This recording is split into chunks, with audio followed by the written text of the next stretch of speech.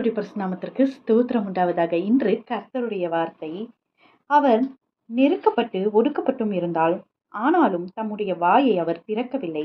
அடிக்கப்படும்படி கொண்டு போகிற ஒரு ஆட்டுக்குட்டியைப் போலவும், தன்னை மயிர்கட்டுகிறவனுக்கு முன்பாக சத்தமிடாதிருக்கிற ஆட்டைப் போலவும் அவர் தம்முடைய வாயை திறவாதிருந்தார்.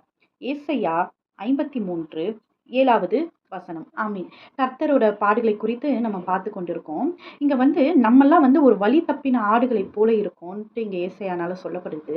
ஆனா அவரும் ஒரு அடிக்கப்படுகிற ஆட்டுக்குட்டியை போல அவர் கொண்டு செல்லப்படுகிறார் சிலுவையில அப்படின்னு சொல்லி இங்க ஒரு தீர்க்கதரிசன வசனம் சொல்லப்படுகிறது. இதுதான் புதிய ஏற்பாட்டுல ஏசப்பாக்கு நடந்தது. இது எதனால நடந்ததுன்னா, பழைய ஏற்பாட்டுல பழைய ஏற்பாட்டு மனுஷங்க எல்லாருமே பலி செலுத்தினாங்க.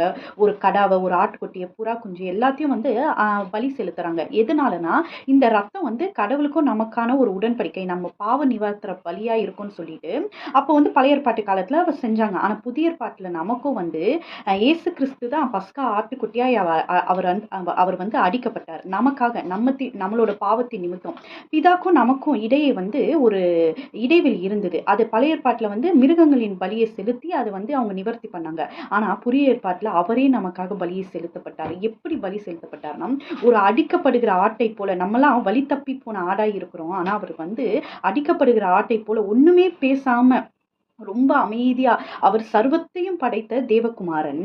ஆனா அவர் நமக்காக ஒரு அடிக்கப்படுகிற ஆட்டை போல அவர் போனதை நீங்க நினைத்து பாருங்க. இந்த ஏசாயா 53வது அதிகாரத்துல அவர் எப்படியெல்லாம் நமக்காக வாதிக்கப்பட்டார். நம்மளோட அக்கிரமத்தின் நிமித்தம் அவர் அக்கிரமக்காரரால் ஒருவராய் எண்ணப்பட்டார். நம்ம குணமாக்கணும்னு சொல்லிட்டு அவர் பாடுகளை அனுபவித்தார். இப்படியாய் ஒரு ஆட்டை போல அவர் சர்வத்தையும் படைத்தார். வானம் அவர் சிங்காசனம், பூமி அவர் பாதபடி. அப்படி இருந்தும் நம்ம மேல அவர் எவ்வளவு அன்பு கொண்டார். ஆனா நம்ம அவர் மேல எந்த அளவுக்கு அன்பு வைத்திருக்கிறோம் என்பதை நம்ம பார்க்க வேணும். நம்ம அவரை பின்பற்றி அவர் மேல அன்பு வைத்து அவருக்காய் வாழ்கிறவர்களாய் நாம் மாறுவோம். அவர் பாடுகளில் நம்மளும் பங்கேற்றுக் கொள்வோம்.